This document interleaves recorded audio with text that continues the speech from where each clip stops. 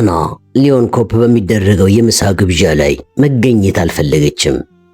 እዚህ በጣም ብዙ መስተካከል ያለበት ነገር አለ በማለት አቋሟን በግልጽ አሳውቃለች። የቲዮኔስ ክራል አገልጋዮች ከሆኑ ቼቻ የሚል ስያሜ ሰጥተዋታል። አናም በዙሉ ቋንቋ መጀመሪያ ያወቀችው ቃል ይህንኑ ቶሎ በሉ የሚል ትርጓሜ ያለውን ቃል ነው። አገልጋዮቹ በሙሉ በጣም ይፈሯታል፣ ያከብሯታልም። ስለዚህ ጌሪና ሴንታ ሻሳን በመካከላቸው አስቀምጠው በመኪና ወደ ግብዣው ቤት ሄዱ።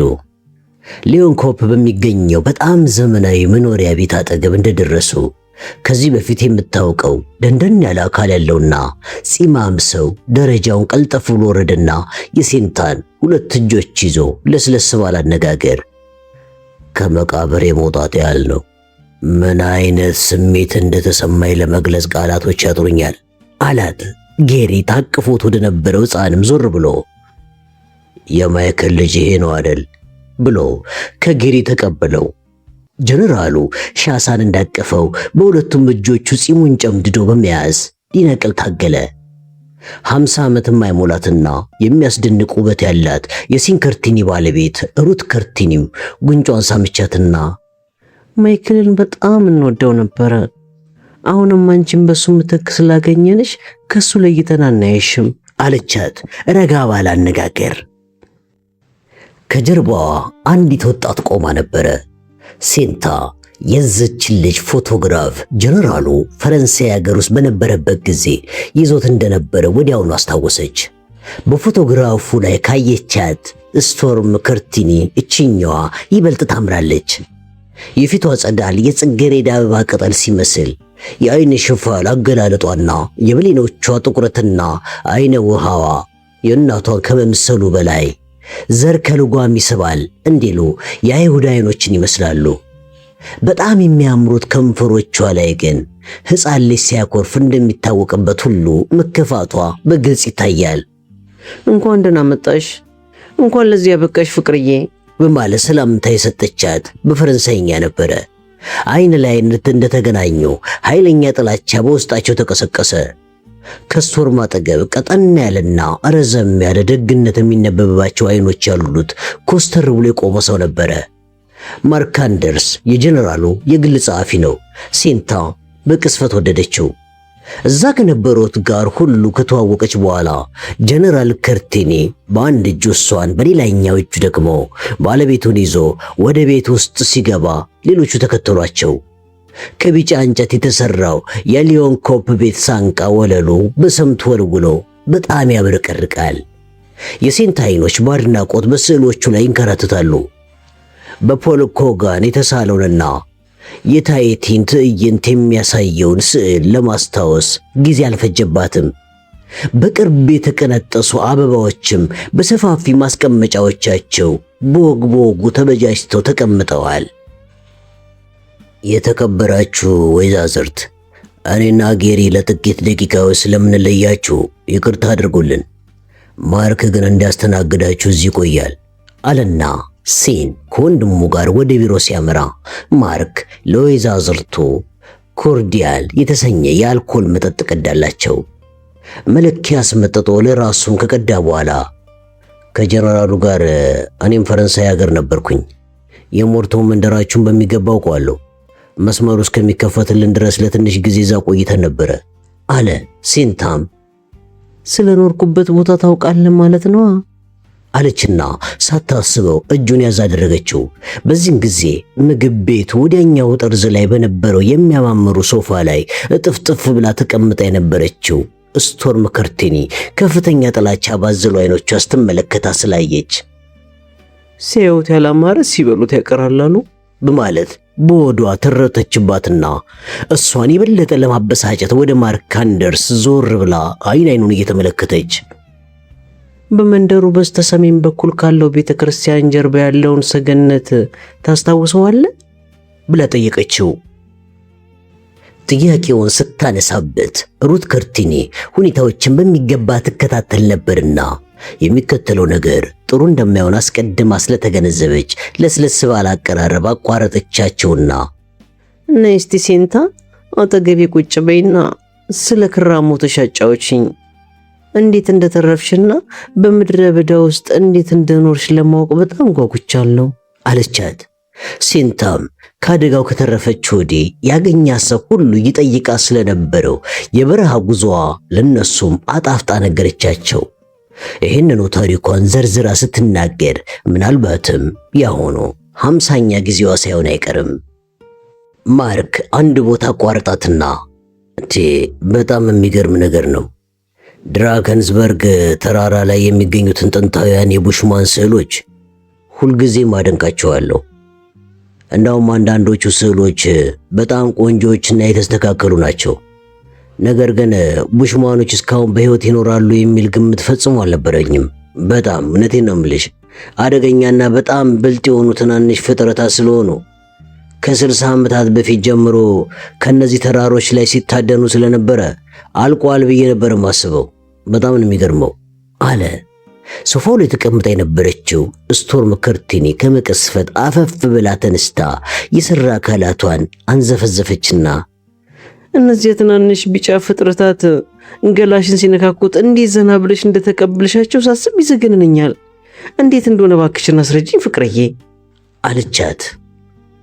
ሴንታም ልክ ነሽ ፍቅሬ፣ አንቺ በእኔ ቦታ ብትሆኝ ኖሮ ጠንክር ብለሽ እንሽላሊትና አንበጣ ከመብላት ሞትሽ እንደምትመርጭ ማውቃለሁ በማለት ስለመለሰችላት የስቶርም ፊት ቲማቲም መሰለ።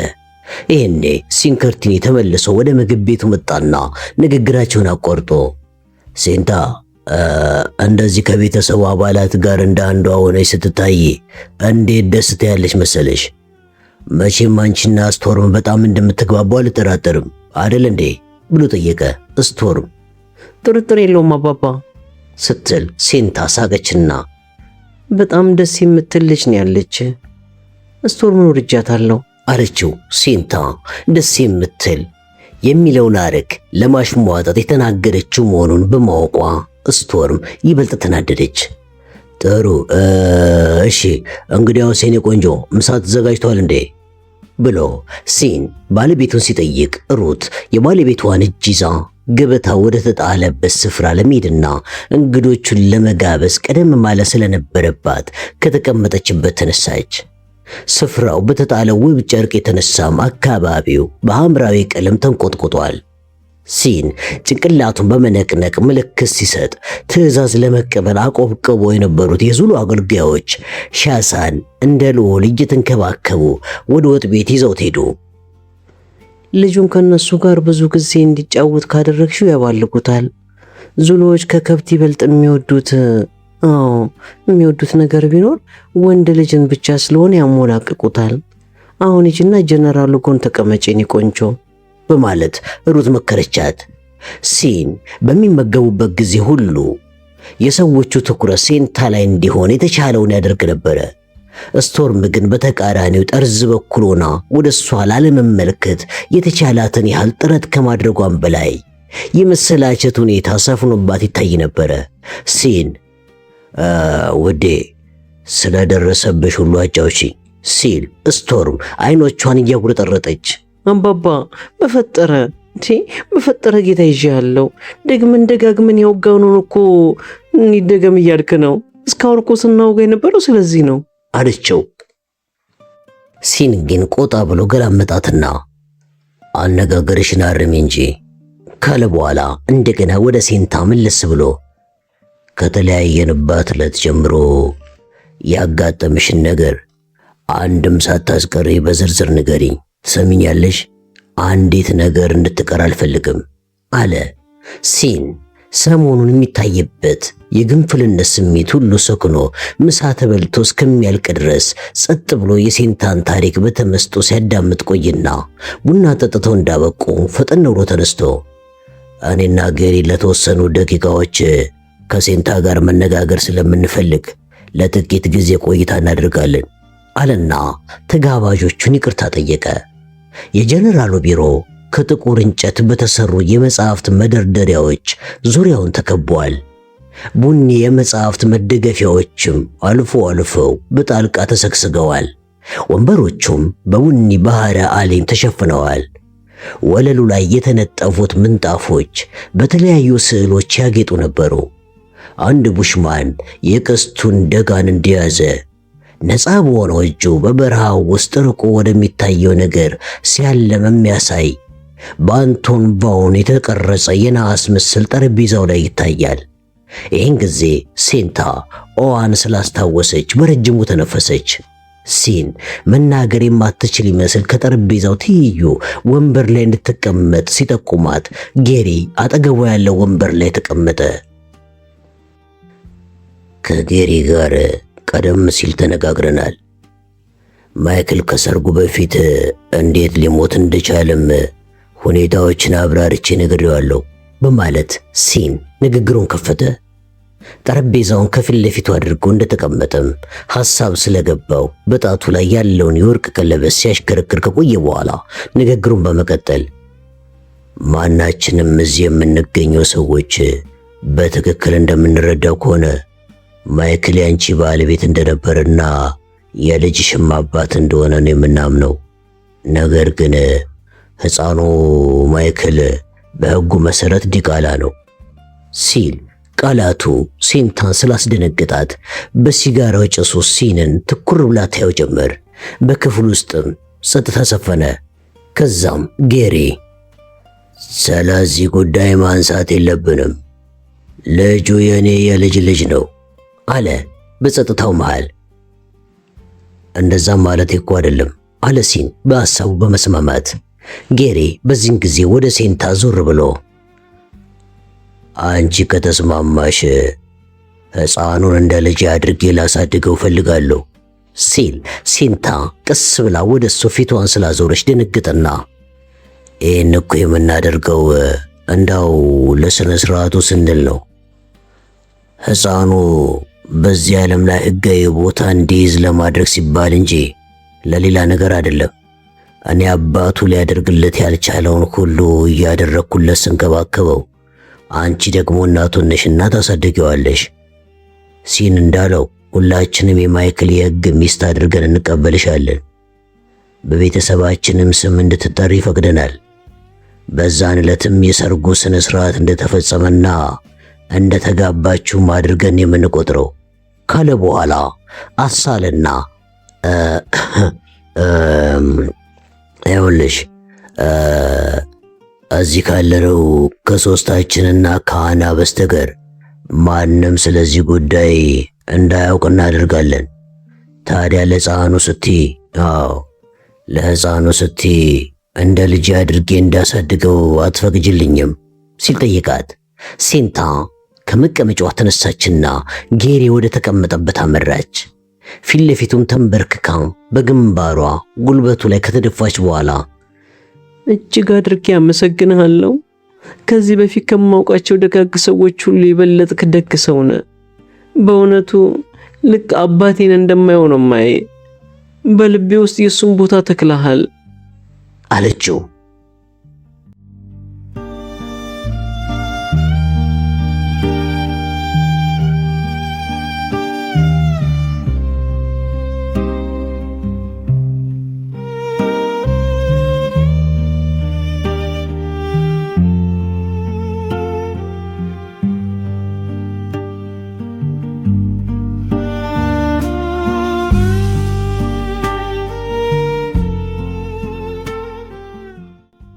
ሴንታ በተከታዮቹ የበጋ ወራት ምንም የምትሰጋበት ነገር ስላላጋጠማት ከምን ጊዜውም ይበልጥ ደስተኛ ነበረች። ጊዜውን ከቤቱ ጓሮ የሚያሳልፈው ሮሮ ጌሪ ፊት ለፊት ሆና አብዛኛውን ጊዜዋን በሥራ የምታሳልፈው ግዙፏ አናና የሻሳ ሳቅ ቤቱን የተድላና የደስታ አድርገውት ነበረ።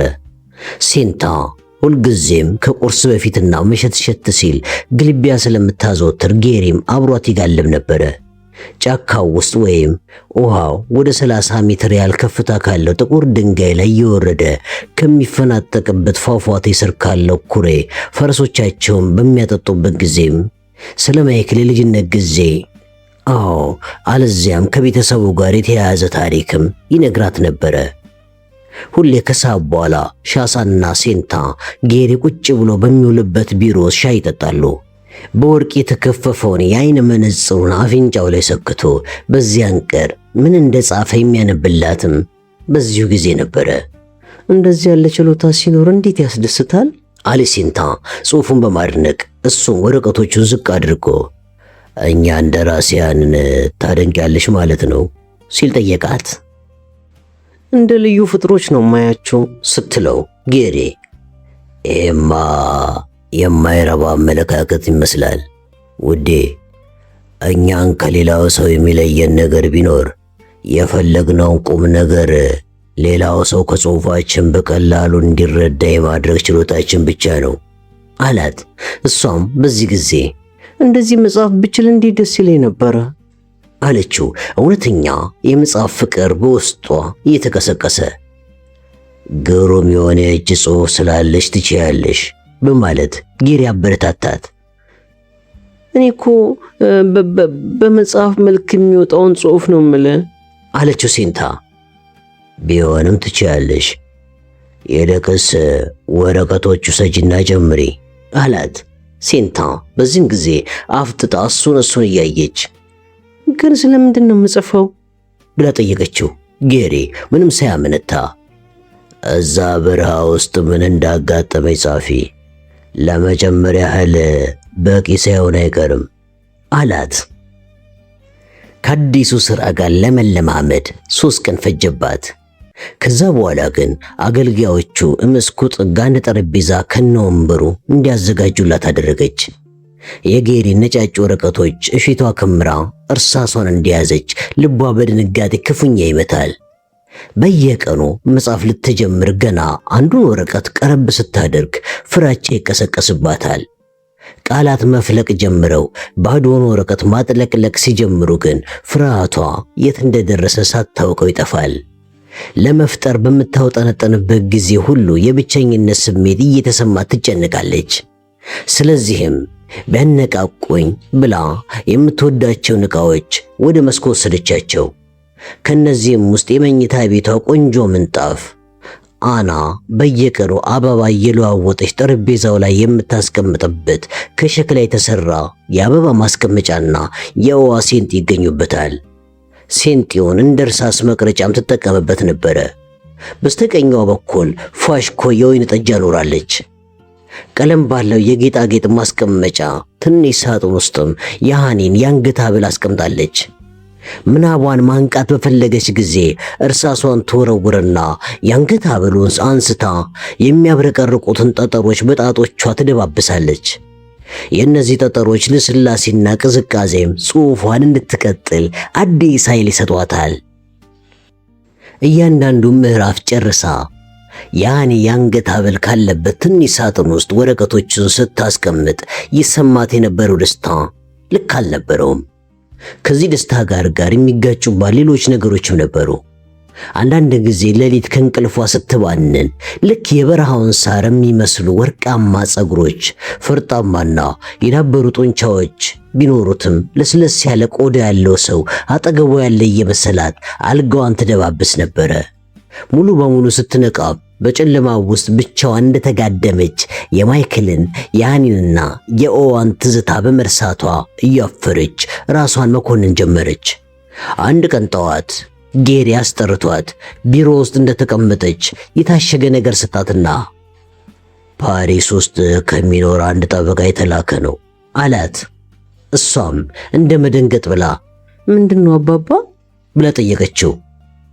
የፈረንሳይኛ ቋንቋ ችሎታዬ እንኳን ይህን ያህል አይደለም፣ ነገር ግን ደብዳቤው ሞርቶም የሚገኘው የአባትሽ መሬት ዕዳውን ለመክፈል ሲባል እንደተሸጠ ለማሳወቅ የተጻፈ ይመስለኛል በማለት ባጭሩ ሲነግራት፣ አይ ምስኪኑ አባቴ አለች እያዘነች። ጌሪም እሷን ለማጽናናት አይዞሽ የኔ ቆንጆ፣ ይህን ውሳኔ ያስተላለፉት አንቺ በሕይወት መኖርሽን ስላላወቁ ነው አላት ፈገግ ብሎ። ይህን ጊዜ ሲንታ ይገባኛል፣ አውቃለሁ አለች ፍርጥም ብላ። በዚህ ጊዜ ጌሪ ጠበቃው የአንቺን መትረፍ በፈረንሳይ ጋዜጦች ላይ ስላስነበበ ሁኔታዎችን ግልጽ አድርጎ ጽፎልኛል። እንደ አጋጣሚ ሆኖ ዲቴሪ በጣም ብዙ ዕዳ ነበረበት። አባትሽ ዕዳ አይፈራም መሰለኝ አደል አለና ትንሽ ከሳቀ በኋላ አንቺም እንደምታውቂው ሰገነቱ ከነሙሉ ዕቃው ተቃጥሏል። ስለዚህ ጠበቃው እሱ የለፋበትን ሳይጨምር በሕግ የተጠየቀውን ማንኛውንም ዕዳ ቢከፍልና ቢጨርስም የቀረው ገንዘብ በጣም ትንሽ ነው በማለት አብራራላት። ስንት ይሆናል በማለት ሴንታ ፈጠን ብላ ጠየቀች። የባለ ንብረትነት ስሜት በውስጧ እየተቀሰቀሰ 2000 ፓውንድ የማይሞላም መሰለኝ። ብቻ ለማንኛውም እኛ የመልሱን ደብዳቤ እንደላክንለት የባንክ ማህተም ያለበትን መረጃ ይልክልናል። በዚህም ጉዳይ ላይ እኔ ሙሉ ስልጣን ስላለኝ ማንኛውንም ነገር እኔ አናና አንቺ እየተመካከርን እንደሚሆን እናደርገዋለን። ምንም የሚያስጨንቅ ነገር የለም የኔ ልጅ አላት።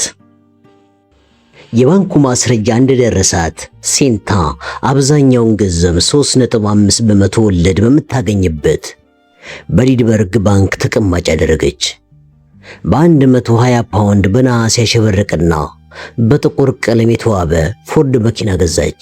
በሰዓት 48 ኪሎ ሜትር ፍጥነት ያላት መኪና በቲዮኒ ስክራል ዋና ከተማ መንገድ ላይ መንዳት ከዚህ በፊት ታይቶም ተሰምቶም የማይታወቅ ነበርና በዚህ አካባቢ የነበሩ ሰዎች ሁሉ በገረሜታ ነበር የሚያዩት።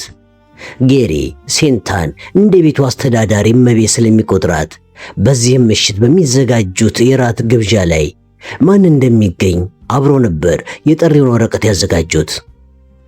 ስለዚህ ሮቢንሰን ስለተባለው ሰው በቅድሚያ ላስጠነቅቅሽ እፈልጋለሁ።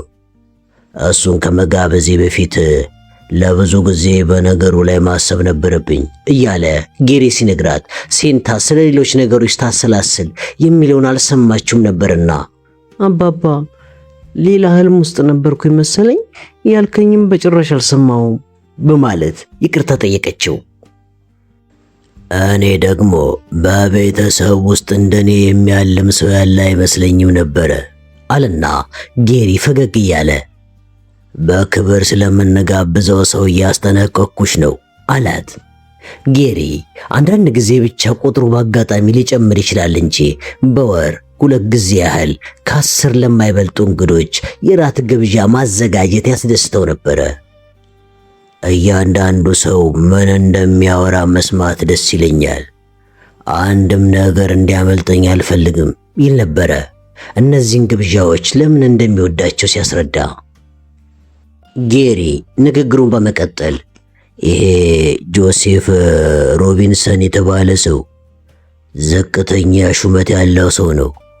አብዛኛውን ጊዜም ልክ እንደሱ ዝቅተኛ ሹመት እንዳላቸው ቢጤዎች ከስነ ስርዓት ውጭ የሆነ የብልግና ጸባይ ቢኖርበትም ብልጥ ስለሆነ አይታወቅበትም። ሴሲል ጆን እንኳን እድሜ ልኩን ካጠራቀመው ሀብት የበለጠ ሳይኖረው አይቀርም።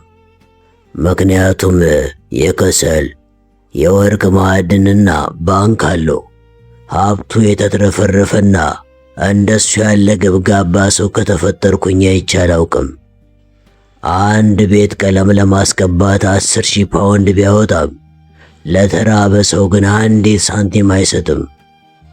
በዚያ ላይ ደግሞ እንደሱ ያለ ጨቅጫቃ ስስታምና ጨካኝ ሰው ፈጽሞ አይገኝም። አንድ ጊዜ ጠቅላይ ሚኒስተሩ ማዕረግ ሊሰጠው ሲል ብዙ ተቃዋሚዎች ስለተነሱበት ሐሳቡን ለመለወጥ ተገዶ ነበረ እያለ ስለ ሰውየው የሚያውቀውን ያህል ሊያስረዳት ሞከረ። ሴንታም ታዲያ እንደዚህ መጥፎ ሰው ከሆነ ለምን እንጋብዘዋለን ብላ ጠየቀችው። ጌሪ በዚህን ጊዜ በረጅሙ ተነፈሰና ለምወደው ኪነ ጥበብ መክፈል ያለብኝ መስዋዕትነት ስለሆነ ነው የኔ ውድ። ለአዲሱ መጽሐፌ ከእሱ ብቻ ላገኛቸው የምችላቸው አንዳንድ ነጥቦች ስላሉ ነው አላት። እንዳጫውተው ትፈልጋለህ ብላ ስትጠይቀው በፍጹም እዛ ድረስ እንኳን የሚያደርስ አይደለም፣ ግን ቆንጆ ቀሚስሽን መልበስ የምትችይ ይመስለኛል አለ ጌሪ። ሲንታ ለግብዣው ዕለት የመረጠችው በጥልፍ ያጌጠውንና እስካሁን በበረሃው ፀሐይ መቃጠሉን በመጠኑም ቢሆን የሚታወቀውን ትከሻዋን በግልጽ የሚያሳየውን ቢጫ ቀሚሷን ነበረ። አናም እንደ ሁልጊዜውም ፀጉሯን ለማበጠርና ልብሷን ለማስተካከል አብራት ነበረች። አና ማንጠልጠያው ላይ አድርጋው የነበረውን ቢጫ ቀሚስ ከኋላው ምን እንደሚመስል ሲንታን አሽከርክራ ካሳየች በኋላ ክሩን በጠሰችውና 3 ሳንቲሜትሮች አርዝሜዋለሁ። እነዚህ የራት ግብዣዎች ከመጠን በላይ የበዙና ቀጥ ያጡ አልሆኑብሽም? እስቲ አስቢው አለችና ቀሚሱን በጥንቃቄ ይዛ ከሲንታ ጀርባ ቆመች። ሲንታ ከተቀመጠችበት ተነሳችና ረጅሙን ቀሚሷን አውለቀችው። ቀሚሷን አውልቃም መሬቱ ላይ ከጣለችው በኋላ መስታወቱ ፊት ለፊት ራቁቷን ቆመች። የእግርሽ ቁስል እየሻረ ቢሆንም ጠባሳው ግን አሁንም ይታያል ብላ አና ንግግሯን ድንገት አቋረጠች። ሐሳብ ስለገባ ሲንታን ትኩር ብላ ስታያት ቆየችና ሲንታ ለመጨረሻ ጊዜ የወር አበባሽን ያየሽው መቼ ነው ብላ በቁጣ ጠየቀቻት። ሲንታ በወደቀው ቀሚስ ሆዷን ለመሸፈን ፈጠን ብላ አነሳችውና አና ታምሜ ነበረ። መሬቱ ጭንቅላቴን የገጨኝና የቁስሉ መነፍረቅ እያለች ያልተያዘ ምክንያት ልትሰጥ ብትሞክርም አና የወር አበባሽን ለመጨረሻ ጊዜ ያየሽው መቼ ነው በማለት ደግማ በቁጣ ጠየቀቻት። አልገባሽም እኮ አና፣ ታምሜ ነበረ። አንድ ጊዜ እንኳን እንደዚሁ የሳምባ በሽታ ይዞኝ ብላ ንግግሯን ሳትጨርስ አና ከዚያ ከበረሃ ከወጣሽ በኋላ አይደል እንዴ? ከዛም ዲቃላ፣ አዎ ከዚያ ዲቃላ ጀርመናዊ ጋር ከበረሃ ውስጥ ከመውጣትሽ በፊት ነው አይደል አለች። ወዲያውኑ የያዘችውን ቀሚስ አልጋው ላይ ወርውራ ሲንታ ሆዷን የሸፈነችበትን ቀሚስ ጎተተችው። አይደለም እኮ አና፣ አሞኝ ነበረ አለች ሲንታ አና ለማረጋገጥ ምንም ሙከራ የማታደርግ መስሏት። ነገር ግን አና ምርመራዋን ስትጀምር ሲንታ መንቀጥቀጥ ጀመረች። አና እጇን ሆዷ ላይ ስታደርግ በፍርሃት አፈገፈገች። እነዚያ የድመት የሚመስሉ አይኖቹን፣ ቢጫ ፀጉሩንና በጠባቡ ሱሪዎች ውስጥ የተውጣጠረውን ቁመናውን በፍጹም አላመንኩትም ነበረ። በምንለያየበት ጊዜ አዎ እንደ ዳነች ሰው ሳይሆን እንደ ጠላት ለምን ታየው እንደነበረና ለምን እንዳላነጋገርሽው አሁን ነው የገባኝ እያለች በንዴት አኩተመተመች። ሲንታ አና ከዚህ በፊት እኮ እንደዚሁ ተቋርጦብኛል፣ ምናልባት ብላ ንግግሯን ሳትጨርስ የኔ ምስኪን አስገድደሽ አይደለ? ያለ ፈቃድሽ እንደዚህ ያደረገሽ አይደለ? አስገድዶሽ ነው አይደለ? እስቲ ንገሪኝ እያለች ጠየቀቻት። አና ማምለጫ መንገድ እየጠቆመቻት እንደሆነ ገብቷታል። ቢሆንም አይ አና አስገድዶኝ አይደለም አለቻት። እንግዲያውማ ፈቅደሽለታል ማለት ነው። ፈቃደኛ ነበርሽ እንዴ ታዲያ ብላ ፈጠጠችባት። ሲንታ አጠገቧ የነበረው መቀመጫ ላይ ተቀመጠችና ፊቷን ሸፍና ብቸኛ ነበርኩኝ፣ ብቻዬን ሸራ እየለበስኩኝ አውሬ እየበላው የደፈረሰ ውሃ እየጠጣው እሱም ከተገኘ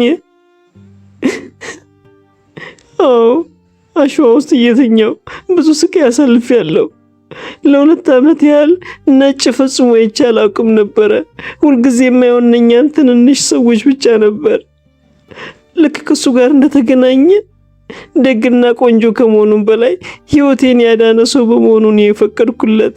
አና ይገባሻል አይደል? እባክሽን አና አንቺ እንኳን ተረጂኝ። አዎ ይገባኛል በይኝ አለቻት። አና በእነዚያ ወፋፍራም ክንዶቿ ስታቅፋት ሲንታ ፊቷን ጡቶቿ መሃል ቀበረች።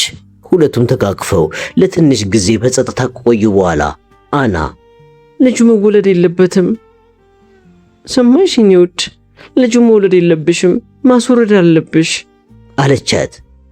እነዚያ ቃላት የበለጠ ፍርሃት ስለቀሰቀሱባት ሲንታ ፊቷን እንደቀበረች ስትንቀጠቀጥ አና አንድ ሌላ ዲቃላ እንዴ ቲዮኒስ ክራል ውስጥ ብትወልጂ ዞር ብሎ የሚያይን ሰው አይኖርም። ፍርሃቱንም መሸከም የምንችል አይመስለኝም። አንዱን ቢቀበሉንም ሌላኛውን ግን ጌታዬም ሆነ ጀነራሉ አይስማሙበትም። እንደውም ስለ ማይክል ቤተሰቦች፣ ስለ ሻሳ፣ ስለ አንቺም ስለ ራስሽና በአጠቃላይ ስለ ሁላችንም ብለሽ አስወረጂው። ሌላ ምንም አማራጭ የለንም አለቻት። አና ይህን ማድረግ አልችልም። በፍጹም ይህን ላድርግ አልችልም። ላስወርድ አልችልም አለች ሲንታ። ሰውየውን ታፈቅሪዋለሽ ብላ አና ስትጠይቃት፣ አሁን እንኳን አልወደውም። ከአሁን በኋላም ቢሆን በጭራሽ አልወደውም። እንዴት እንደምጥለው የሚያውቀው አምላክ ብቻ ነው። በጭራሽ ልወደው አልችልም አለች እልህ እየተናነቃት በሹክሹክታ። እንግዲያውስ አንቺንም ሆነ ሻሳን በአጠቃላይ ሁላችንን ከማጥፋቱ በፊት ይህን ሽል አስወግጂ በማለት አና ምክሯን ለገሰቻት።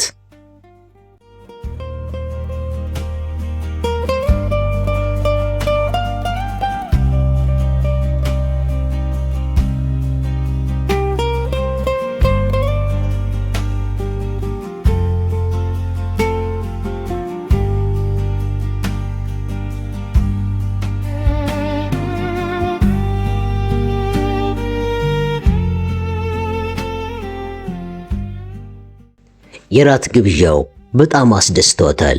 ምንም እንኳን ሆዷ ስለመናደፍ እንደተዘጋጀ እባብ የተጠቀለለው ዲቃላ ቢኖርም ሲንታ ከረጅሙ ጠረጴዛ አጠገብ ባለው ወንበር ላይ ተቀምጣ ፈገግ ትላለች። አጠገቡ ያለው ረጅምና በእድሜ የገፋው ሰው እሷን እያየ ጎርነን ባለ ድምፅ ይናገራል። ራሰ በራው ሰው በማይታወቅ ቋንቋ የሚናገር ይመስል ሲንታ የሚናገረው መከታተል አልቻለችም። ስለዚህ ወዲያውኑ አዲስ ስለተከሰተው ሁኔታ ማሰላሰል ጀመረች። ይህ ሁኔታ ለሷም ሆነ ለልጇ ወሳኝነት አለው። አና ያለችው ነገር ትክክል እንደሆነ አውቃለች። ጀነራሉም ሆነ ጌሪ ቴዎኒስክራሉስ ተጨማሪ ዲቃላ አይፈልጉም። ምንም እንኳን እነሱን እንደምንም ማሳመን ብትችል እንኳን ማይክልና አጠቃላይ ቤተሰቡ ለውርደት እንዲዳረጉ ፈጽሞ አይፈቅዱም። የአናን ማምለጫ ዘዴ ከመጠቀም ሌላ የተሻለ አማራጭ የላትም። አጠገቧ የነበረው ሰው ድንገት በጠረጴዛው ስር እጁን አሹልኮ ጭኗን ስለነካት ከተቀመጠችበት ተነስታ እየጮኸች ልትዘል ፈልጋ ነበረ። ነገር ግን በሌላኛው የጠረጴዛው ጫፍ ላይ ተቀምጦ የነበረውን ጌሪን አንድ ነገር ከማድረጓ በፊት ማስፈቀድ ነበረባትና ወንበሯን ወደ ኋላ ገፋ አድርጋ ይቅርታ አድርግልኝ አባባ፣ አሁን እመለሳለሁ ብላ ወደ ወጥ ቤት እየተጣደፈች ሄደች። ጌሪም በእንግዶቹ ፊት ለፊት መናገር አልቻለምና በአይኖቹ ብቻ ሸኛት። አና ጭንቀቷን ስለተረዳች ፈጠን ብላ ተቀበለቻትና ወጥ ቤቱ አስገብታት በሩን ስትቆልፍ፣ አና እባክሽን ያቺኝ፣ ድንግርግር ስላለኝ ፈርቻለሁ። ያ መጥፎ ሰው ደግሞ አለችና ንግግሯን ሳትጨርስ ተንቀጠቀጠች። የአና እጆች አረጋጓትና ትንሽ እንደቆየች ልክ ነሽ አና፣ ይህንን ጽንስ ማስወገድ አለብን አለች በሹክሹክታ። ስለዚህ ጉዳይ ነገ እንነጋገራለን። አሁን ግን ወደ እንግዶቹ ከመመለስሽ በፊት ፊትሽን በቀዝቃዛ ውሃ ታጠቢ አለቻት አና ረጋ ባለ አነጋገር። ሲንታ አፍራ ከመቀመጫዋ መነሳቷ ጠቅሟታል። የማዕድኖች ባለቤት የሆነው ራሰ በራው ሰው ተመልሳ ቦታዋ ስትቀመጥ ቀና ብሎ ማላያትም ነበረ። በሌላኛው ጎኑ ከተቀመጠች አንድ ሴት ጋር ሲነጋገር በዓለም ውስጥ ካሉት ሀብታም ሰዎች አንዱ ስለሆነ ሁሉም በአክብሮት ንግግሩን ጸጥ ብሎ ያዳምጡታል። ይህ ፈጣሪ ያለ ያኔማ በድንጋይ ስር ሀብት ነበረ። ባርኔቶም እነዛን አስቀያሚ ሲጋራዎቹን በባኮ እያሸገ መነገድ የጀመረው ያን ጊዜ ነበረ። ቆየት ብሎ ግን 3 ሚሊዮን ፓውንድ ከፍሎ ንብረቱን ገዛው። ከዛን ጊዜ ድረስ ያን ያህል ገንዘብ በቼክ ከፍሎ አያውቅም። ከዛ በኋላ ግን እኔም ብዙ ጊዜ ከዚህ የሚበልጥ ገንዘብ በቼክ ወጪ አድርጌያለሁ ሲል ሴትየዋ፣ አንተስ እንዴት ነው ንግድ የጀመርከው ጌታ ጆሴፍ በማለት ጠየቀችው። እሱም የአልማዝ ሽታ ለይቶ የሚያውቅ አፍንጫና 5 ፓውንድ ብቻ እንጂ ሌላ ምንም አልነበረኝም አለ። ጌታ ጆሴፍ እውነተኛውን አልማዝ እንዴት ለማወቅ ቻልክ ብላ ሴትየዋ እንደገና ጠየቀችው። ያኔ ቆንጆ ፈጣኑ ዘዴ በውሃ የተሞላ ብርጭቆ ውስጥ መክተት ነው።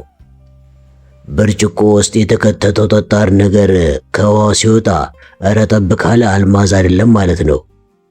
ደረቅ እንደሆነ ከወጣ ግን ትክክለኛው አልማዝ ነው እያለ ሲያብራራ ሴንታ ሌላ ሐሳቡ ስለነበረችና ጌሪም በሌላኛው የጠረጴዛ ጫፍ አጠገብ ሆኖ ወይዛዝርቱን ይዛ እንድትወጣ ምልክት ይስጣ ስለነበረ ልብ ብላ አላዳመጠችውም። ቢሆንም የሰውየው ማብራሪያ አእምሮ ውስጥ ተቀርጾ ኖሮ በሚቀጥለው ቀን ከሰዓት በኋላ መስኩ ላይ ተቀምጣ የሃኒን የአንገት ሐብል በእጇ ይዛ የፀሐይ ብርሃን ሲያርፍባቸው ከውስጣቸው እየተንጸባረቁ የሚፈልቁትን ቀለሞች እየተመለከተች እንዳለች ድንገት የሰውየው ምክር ትውስ አላትና ጠረጴዛው ላይ ከነበረው ከእብነ በረድ የተሰራ የውሃ ማስቀመጫ ውሃ ቀዳች። ከዛም ሐብሉን አነሳችና ቀስ ብላ ውሃ ውስጥ ከተተችው። ከጥቂት ሴኮንዶች በኋላ ማወጣችውና እያንዳንዷን ጠጠር በጥንቃቄ መመርመር ጀመረች። የተለየ ቀለማት ያላቸው ጠጠሮች ውሃ ስለያዙ እንደ ቀድሞው በፀሐይ ብርሃን አያንጸባርቁም። ወዲያውኑ ግን የልቧ ምት ፍጥነቱን ጨመረ። ከሌሎቹ ተለቅ ያለው ከሐብሉ መሃል የተንጠለጠለውና እንደ ውሃ ቀለም የለሹ ጌጥ ደረቅ ነበረ። እንደገና ሐብሉን ውሃ ውስጥ ነክራ ስታወጣው እጇ መንቀጥቀጥ ጀመረ። ምንም እንኳን ከሌሎቹ እርጥብ ጠጠሮች የበለጠ ቢያብረቀርቅም የሚያብለጨልጭ ነጭ ደረት እንዳላት ዘይ ጠብታዋ እንኳን እላዩ ላይ አይታይበትም። ጥፋት ያጠፋች ይመስል ማንም እንዳላያት ለማረጋገጥ ዙሪያዋን ስትመለከት ሻሳ አልጋው ላይ በጀርባው እንደተኛ እንቅልፍ እንደወሰደውና በቀጥሩ ፀሐይ የተነሳም በአካባቢው ሰው እንዳልነበር አረጋገጠች። ለሶስተኛ ጊዜ ሐብሉን ውሃ ውስጥ ከታ ስታወጣው አሁንም ደረቅ እንደሆነ ተመለከተችና አሮጊቷ አያቴ ሃኒ አሁንም ልታድኝኝ ይሆን? ምናልባትም እኮ ትከታተይኝና ተጠብቅኝ ይሆናል አለች በሹክሹክታ።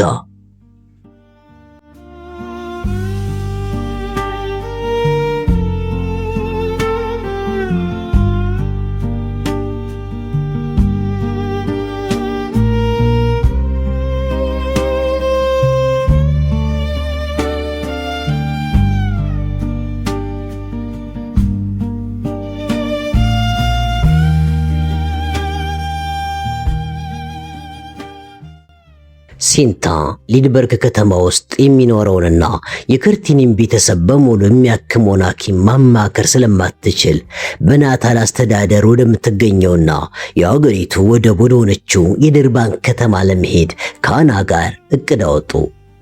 ወደዛም የሄዱበት ምክንያት ሌላ ቢሆንም ለአንድ ዓመት ያህል የሚያገለግሉ ልብሶችን ለመግዛት ስለምንፈልግ ነው የሚል የውሸት ምክንያት ነበር ያቀረቡት። ነገር ግን ጌሪ ሁለታችሁም አዲስ ልብስ እንግዛን የምትሉኝ? ጥሩ እሺ፣ እንግዲያውስ እኔም ልብስ ሰፊ እንዳይቀየመኝ አንድ ሙሉ ልብስ አሰፋለሁ። እግረ መንገዴንም ደግሞ ሁለት በቅርብ ማቃቸው ወይዛዝርት ስላሉ ለእነሱም አንዳንድ ባርኔጣዎችና ጥቃቅን ስጦታዎችን እገዛለሁ ስላለ ምንም ማድረግ አልቻሉም። ብቻችንን እንጓዛለን ብለው ያቀዱትን ጉዞ ጠቅላላው ቤተሰቡ ተሳተፈበት። ሻሳም ከሁለት የዙሉ ሞግዚቶች ጋር ስለታከለበት ሁለቱንም መኪኖች ለመያዝ ተገደዱ። ከዛም ፎርዶ መኪናና ፊያቷ ተከታትለው ወደ ወደቡ ተጓዙ። ምንም እንኳን የመልስ ጉዟቸውን የሚያደርጉት በዚያኑ ቀን ቢሆንም ጌሪ ለጊዜው እረፍት የሚያደርጉባቸው ሁለት ክፍሎች በህንድ ውቅያኖስ ትይዩ በሚገኘው በማጀስቲክ ሆቴል ውስጥ ተከራየ። ለጥቂት ሰዓታት ከጌሪ ለመለየት ብዙ ሙከራ አድርገው ቢከሽፍባቸውም በመጨረሻ ግን ተሳካላቸው። አናም ከብዙ ድካም በኋላ ፓይንት በሚባለው መንገድ ላይ አንድ ሐኪም መኖሩን ተረዳች። ሊያነጋገሩት በሄዱ ጊዜ ማንነታቸው እንዳይታወቅ የተጠቀሙት የሌላ ሰው ስም ሲሆን ከምርመራው በኋላ ጥርጣሬያቸው እውነት እንደሆነ በድጋሚ ያረጋግጥላቸው። የእቴ ልጅ ባሏ ከሞተባት 2 ዓመት ሆኗታል። በዚህም ምክንያት ብጥብጥ እንዲፈጠር አልፈለገችም በማለት አና ለስለስ ባለ አነጋገር ወደሱ የመጡበትን ጉዳይ ለሐኪሙ አስረዳችው። ነገር ግን ሐኪሙ ይቅርታ አድርጊልኝ እመቤት፣ ልረዳሽ አልችልም በማለት ደረቅ መልስ ስለሰጣት ሴንታ የምርመራውን ሂሳብ ለመክፈል ገንዘብ አውጥታ ስትሰጠው ደረሰኝ እሰጥሻለሁ ሲል አጉረመረምና በአንድ ወረቀት ላይ ስምና አድራሻ ጻፈ። ከዛም ወጥተው መንገድ እንደጀመሩ አና እጇን ያዘቻትና ጌታዬን ወደ ሆቴሉ እንመለሳለን ያልኩበት ሰዓት ገና አልደረሰም። 1 ሰዓት ያህል ቢቀረውም ወደዚያው እንሂድና እንዘገጃጅ አለቻት። በዚህን ጊዜ ሴንታ እርምጃዋን አቋረጠችና አይሆንም አና፣ ስለዚህ ጉዳይ እንደገና ማሰብ ስላለብኝ ለጥቂት ጊዜ ካንቺ ተለይቼ ብቻዬን መቆየት ይኖርብኛል አለቻት።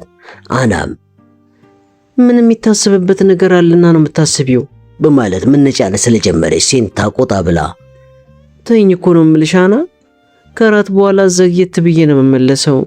እንደውም የመልስ ጉዟችንን ነገ እናደርገዋለን አለች። አና ይህንን የሴንታን ቁጣ ከድሮ ጀምሮ ስለምታውቀው ቆሞ ይጠብቃቸው ወደ ነበረው በሰው የሚጎተት ጋሪ ውስጥ ገባች። እየሮጠ ጋሪውን የሚጎትተው የዙሉ ሰው መንቀሳቀስ እንደጀመረ አና የኔ ልጅ የፈለግሽውን ያህል ብታስቢም አንቺ እንዳልሽው ሳይሆን እኔ እንደምፈልግ ይሆናል አለች ጮክ ብላ። ሴንታ ግን ጋሪው የምዕራቡን ጎዳና ለመያዝ እስከሚጠማዘዝ ድረስ እዚያ ቆማ በፈገግታ እጆቿን ስታወዛውዝላት ነበረ። ከዛም ፊቷን አዞረችና ፈጠን እያለች ወደ ወደቡ አመራች። ከአና ጋር ወደ ሐኪሙ ሲሄዱ ኤምናይዶ የጌጣጌጥ መሸጫ መደብር የሚል ጽሑፍ ያለበት መደብር ከመንገዱ ዳር አይታ ነበረ።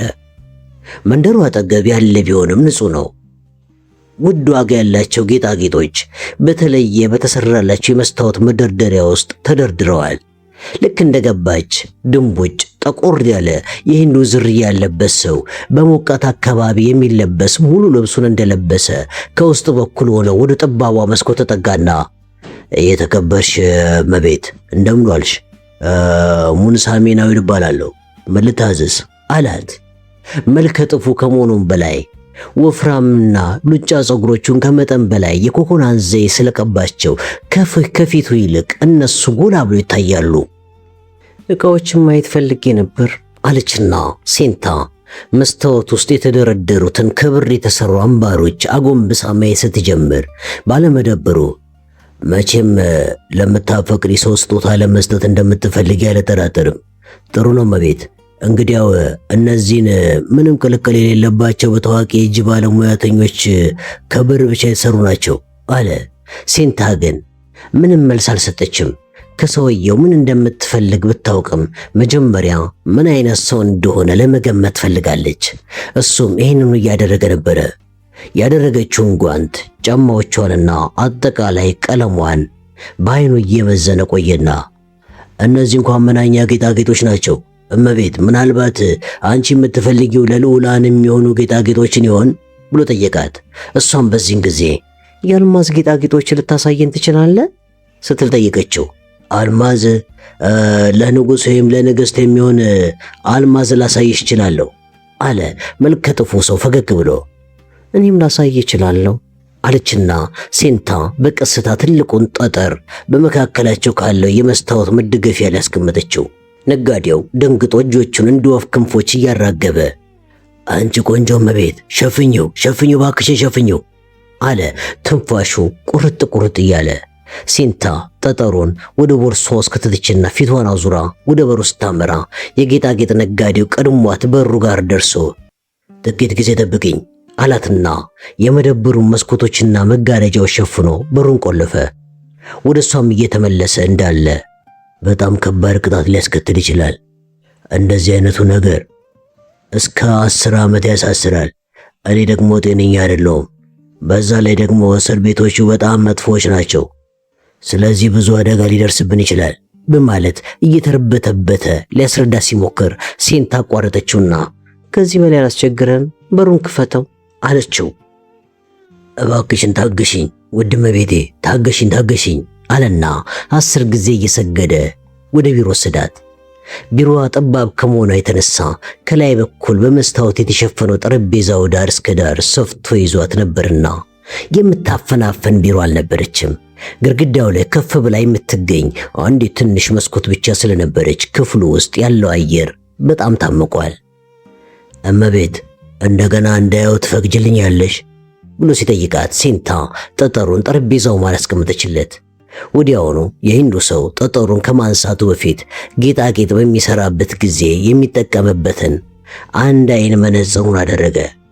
ከዛም ጠጠሩን ይዞ በትንሿ መስኮት በሚገባው ብርሃን እየተመለከተ የት እንዳገኘሽው በጠየቀሽ ትመልሽልኛለሽ ሲላት ሴንታ ባጭሩ አልነግርህም አለችው። በመነጽሩ ቀስ እያለ እያዟዟረ ሲመለከት ቆየና በጠረጴዛው በአንድ ጎን በኩል ካለው ከነሐስ የተሰራ የሚዛን ሳህን ላይ አስቀመጠው። እየመዘነው እንዳለም አልማዝ መግዛት በሕግ ያስቀጣል እመቤት፣ ፖሊሶቹ በዚህ በኩል በጣም ጠንቃቆች ናቸው በማለት ያጉረመርም ነበረ። በክብደቱ ከረካ በኋላ የጠረጴዛውን መሳቢያ ከፍቶ እንደ ብዕር ያለ የመስታወት መቁረጫ ወጣ። የመቁረጫው ጫፍ ፋብሪካ ውስጥ ቢሰራም ሴንታ የሰጠችውን ጠጠር መገዝገዝ ስለጀመረ ተጠራጥራ ምን እያደረክ ነው አለችው። እሱም እውነተኛ አልማዝ መሆኑን ለማረጋገጥ ነው። አልማዝ እርስ በእርሱ ሲፈጋፈግ ጭረት አይፍጠር እንጂ በዚህ ምድር ላይ ያለን ማናቸውንም ነገር ሊፈገፍግ ወይም ሊጭር የሚችል ጠንካራ ማዕድን ነው በማለት አስረዳት። ምን ለማለት እንደፈለገ በግልጽ ለማስረዳትና ለማሳየት ብዕር በሚመስለው መቁረጫው ጠረጴዛውን የሸፈነው መስታወት ላይ ትንሽ ነጥብ ለመስራት ሲሞክር የተፈጠረው ድምፅ ስለሰቀጠጣት ሴንታ ጥርሷን ነከሰች። መስታወቱ ላይ ጎድጎድ ያለ ነጭ ምልክት ታየ። ከዚህ በኋላ ጌጣጌጥ ሰራተኛው ፍቃድ በመጠየቅ አይነት ሴንታን ቀና ብሎ ሲያያት እሷን በመስማማት ጭንቅላቷን ነቀነቀችለት። ብዕር የሚመስለውን መቁረጫ ጠጠሮ ወገብ ላይ አስደግፎ ሙከራውን ቀጠለ። ቅባት የተቀባ ይመስል ያሟልጨው ነበር እንጂ ጭረት እንኳን አይታይበትም። አንድ ጠብታ ላብ በነጋዴው አገጭ በኩል አድርጎ ጠረጴዛው በተሸፈነበት መስታወት ላይ ሲያርፍ ተሰማ። ይህን ችላ አለውና ከበፊቱ የበለጠ ኃይሉን በመጠቀም ጠጠሩን ለመቁረጥ ሞከረ። ነገር ግን አሁንም ምንም አይነት ድምፅ ወይም ጭረት አልነበረም። አሁን የመጨረሻ ሙከራ ለማድረግ ሙሉ ኃይሉን ስለተጠቀመ እጆቹ መንቀጥቀጥ ጀመሩ። የሰውነቱን ሙሉ ኃይል መቁረጫው ላይ ስላሳረፈ ብዕር የሚመስለው መቁረጫ እንጨት ሁለት ቦታ ሲሰበር፣ ጠጠሩ ላይ ግን ምንም ምልክት አልነበረም። ሁለቱም ለተወሰነ ጊዜ ዝም ብለው ጠጠሩን እያዩት ከቆዩ በኋላ ሴንታ በዝግታ ስንት ነው ብላ ጠየቀችው። እሱም እመቤቴ በቀላሉ ለአደጋ ልጋለጥ እችላለሁ፣ ደግሞ በጣም የታመንኩ ሰው ነኝ እያለ የባቴ ቆጡን ሲቀባጥር ስንት ነው ብላ በድጋሚ ጠየቀችው። በዚህን ጊዜ ፈጠን ብሎ 1000 ፓውንድ አለ በሹክሹክታ። ሴንታ 5 ስትል እመቤት እኔ ፈጽሞ ኃጢአት ሰርቼ የማላውቅ ሰው ነኝ፣ አሁን በዚህ ምክንያት ብያዝ ብሎ ገና ንግግሩን ሳይጨርስ ሴንታ አቋረጠችውና 5 አለችው ደግማ። እዚህን ጊዜ እየተናነቀው 2 አለ። ሴንታ ጠጠሩን ለመውሰድ እጇን ስትዘረጋ ስላየ ፈጠን ብሎ 3 ቢልም ሴንታ እጇን እንደገና መለስ አድርገችና 4 አለች ፈርጠም ብላ። የተወደድሽ እመቤት 3500 ፓውንድ ጥሩ ዋጋ ነው አለ በተቻለው ለማግባባት እየሞከረ። ሴንታ ወዲያውኑ ጥሩ ተስማምቻለሁ፣ ገንዘቡ ቤት አለ ብላ ጠየቀችው። እመቤት ይህን ያህል ገንዘብ እዚህ አላስቀምጥም የሚል መልስ ስለሰጣት እንግዲያውስ ነገ ልክ በዚህ ሰዓት አልማዙን ይዤ እመጣለሁ፣ ገንዘቡን አዘጋጅ ተጠብቀኝ አለችውና ከቢሮ ወጣች።